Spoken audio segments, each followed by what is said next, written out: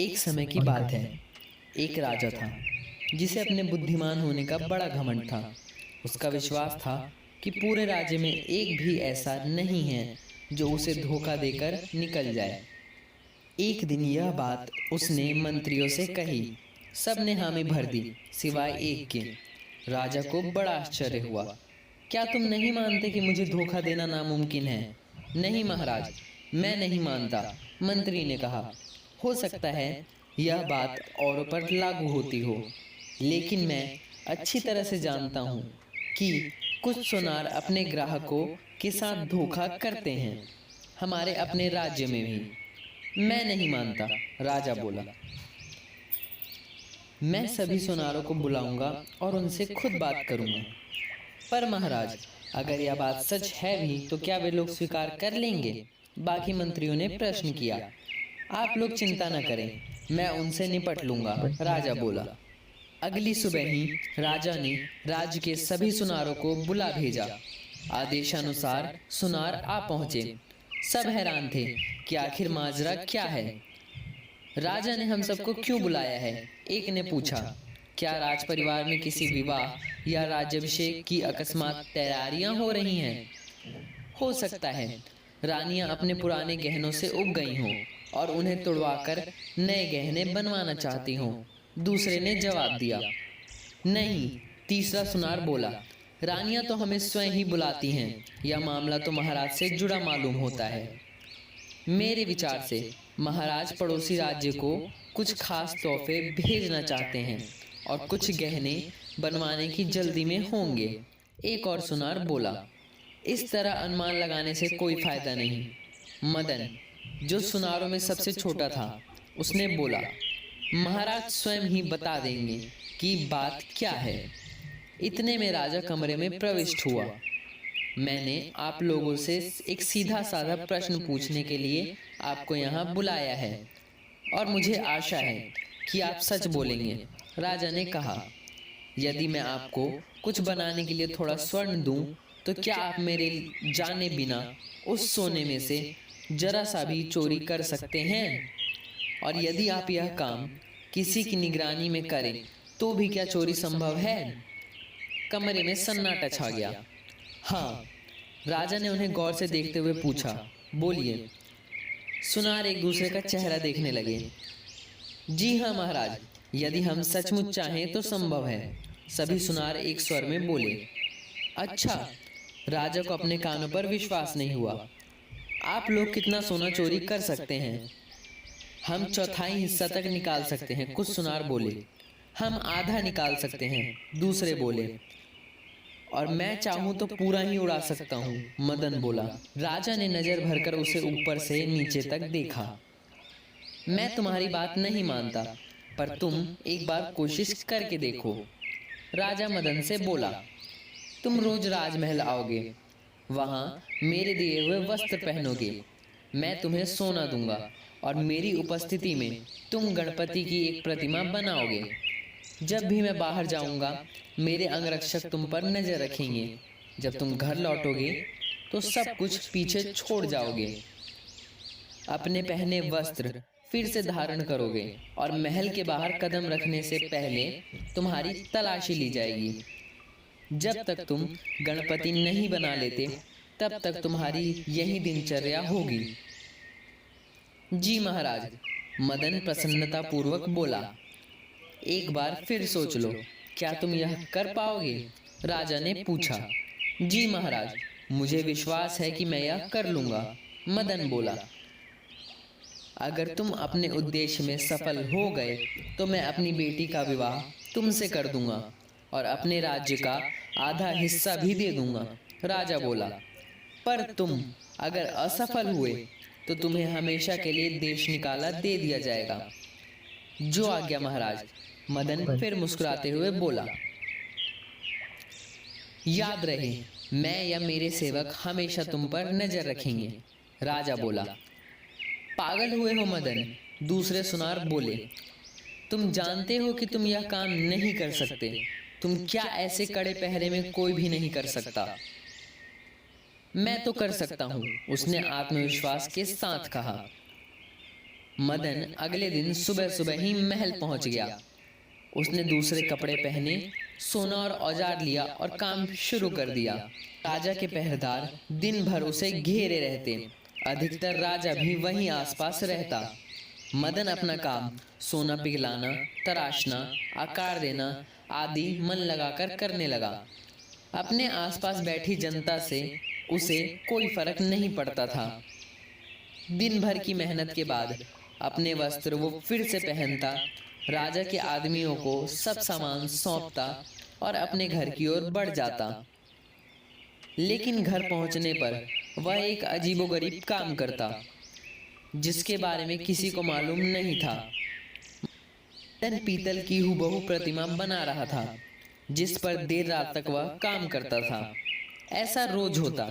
दिन भर रात सेवकों की कड़ी निगरानी में वह सोने का गणपति बनाता और रात की चुप्पी में पीतल की प्रतिमा, जिसमें कभी कभी उसकी बहन भी उसकी मदद किया करती। आखिरकार 7 दिन बाद दोनों मूर्तियां तैयार हो गईं। 7वें दिन मदन ने गणपति की सोने की प्रतिमा उठाकर सबको दिखाई। क्या यह पूरी हो गई है? राजा की आवाज में उत्सुकता थी। महाराज, जरा सा काम बाकी है, मदन बोला। रात भर मूर्ति को ताजे दही में डुबोकर रखना होगा और अगली सुबह इसे चमकाऊंगा। यह बहुत जरूरी है। अच्छा, राजा हैरान था। मैंने तो पहले कभी किसी को भी दही से मूर्ति चमकाते नहीं सुना। यह मेरी खास तकनीक है, मदन ने कहा। क्या मुझे ताजे दही का एक बड़ा मटका मिल सकता है? ये भी अच्छी फरमाइश है, शाही पहरेदार मुंह बिचकाते हुए बोले। संध्या के समय ताजा दही कहाँ से आएगा? आमतौर पर लोग रात में दही जमाते हैं जिससे कि वह सुबह तक तैयार हो जाए। तुम्हें दही चाहिए था तो सुबह क्यों नहीं बताया? हम थोड़ा दही जमा कर रखते। मैं बिल्कुल ही भूल गया था, मदन बोला। क्या बाजार से भी नहीं मिल सकता? तभी उन्होंने एक युवती को सिर पर बड़ा सा घड़ा लिए सड़क की ओर जाते हुए देखा। तुम क्या बेच रही हो? पहरेदार जोर से चिल्लाया। ताजा दही, युवती बोली। आज मुझे घर से आने में देर हो गई और मेरा दही बिका ही नहीं। अब इसे वापस घर ले जा रही हूँ। रुको, राजा का नौकर बोला। इसे यहाँ लाओ, इसे हम खरीद लेंगे। भगवान का शुक्र है, मदन बोला। मुझे तो चिंता हो रही थी। सोच रहा था कि दही नहीं मिला तो फिर क्या करूँगा। लड़की दही का घड़ा लेकर आ गई। मैं पहले इसकी जांच करूँगा, मदन बोला। जाने अच्छा है भी या नहीं। मुझे जब तक इसके पैसे नहीं मिलेंगे तब तक तुम्हें हाथ भी नहीं लगाने दूंगी। ताजा माल है, तुमने अगर खराब कर दिया तो आधे दाम पर भी नहीं बिकेगी, समझे? अच्छा ठीक है, हम इसे खरीद लेते हैं, मटके के अंदर झांकते हुए मदन बोला। ठीक ही लगता है, कहते हुए उसने गणपति जी की स्वर्ण प्रतिमा घड़े में डाल दी। राजा ने लड़की को सोने की अशर्फी दी। वह जाने ही वाली थी कि मदन ने उसे आवाज दी। मुझे यह दही अच्छा नहीं लगा, वह बोला। इसमें पानी ज्यादा है और इसमें मूर्ति में वह चमक नहीं आएगी। मैं कल सुबह ताजा दही लेकर अपना काम करूँगा। और मैं क्या इस दही का अचार डालूं? लड़की गुस्से में बोली। अब तो इसे कोई खरीदेगा भी नहीं। खाओ फेंको, जो मन में आए करो, मदन ने घड़े में से मूर्ति निकालते हुए कहा। और खबरदार, ज्यादा बड़बड़ की तो भूल गई, महाराज ने इसकी कीमत दे दी है। लड़की ने घड़ा उठाया और मुंह को कुछ बिगाड़ती हुई चली गई। अगले दिन मदन ने मूर्ति ताजे दही से चमकाई और राजा के हाथ में दे दी। राजा ने अपने स्वर्ण विशेषज्ञ को बुलवाया। इसे देखकर बताओ कि सुनार ने इसमें से कितना सोना गायब किया है। विशेषज्ञ स्वर्णकार ने उसे जांचना शुरू किया, लेकिन बार बार जांचने परखने के बाद भी उसकी समझ में कुछ नहीं आया। बताओ भाई, क्या बात है? राजा अधीर हो चला था। महाराज, इसमें तो रत्ती भर भी सोना नहीं है, ये कैसे हो सकता है? राजा एकदम हैरान था। स्वयं मैंने इसे सारा सोना दिया और इसने मूर्ति भी मेरे ही सामने बनाई है। इसे कमरे में से एक भी वस्तु बाहर नहीं ले जाने दी गई। यह सब तो मैं नहीं जानता, पर इतना जानता हूँ कि यह मूर्ति खाली इस पीतल की है। सोने का तो इसमें नामो निशान भी नहीं है। विशेषज्ञ बोला। यह तो कमाल हो गया। राजा चकित था। मैं न कहता था मैं कर सकता हूँ, मदन मुस्कुराते हुए बोला। आखिरकार राजा ने मदन से पूछा कि उसने ये चकमा दिया कैसे। महाराज, क्या आप वादा करते हैं कि मेरा सच बताने पर आप मुझे सजा नहीं देंगे? मदन ने पूछा। विश्वास रखो, मैं तुम्हें सजा नहीं दूंगा, राजा ने कहा। फिर मदन ने सारी कहानी सुनाई। वह दही बेचने वाली लड़की मदन की बहन थी, जो ठीक उसी वक्त वहां आ पहुंची थी। पीतल की प्रतिमा जो मदन रात में बनाता था, पहले से ही दही में छिपा दी गई थी। जब वह लड़की महल में आई तो मदन ने सोने की मूर्ति दही में डालकर पीतल की निकाल ली। कहानी सुनकर राजा पहले तो हैरान हुआ और फिर ठठाकर हंस पड़ा। भाई वाह, तुम तो बहुत होशियार निकले। तुमने हम सबको कैसा बुद्धू बनाया। मैं मान ही नहीं सकता था कि कोई मेरी आंखों में भी धूल झोंक सकता है, पर तुमने मुझे गलत साबित कर दिया।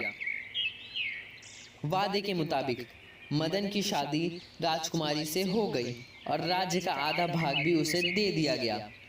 राजा बनने के बाद मदन ने फिर कोई चालबाजी नहीं की। कई वर्षों तक उसने प्रजा का स्नेह पाया और राज्य के श्रेष्ठतम राजाओं में उसका नाम गिना जाने लगा। ऐसे ही और वीडियोस को पाने के लिए हमारे चैनल को लाइक एंड सब्सक्राइब जरूर करें।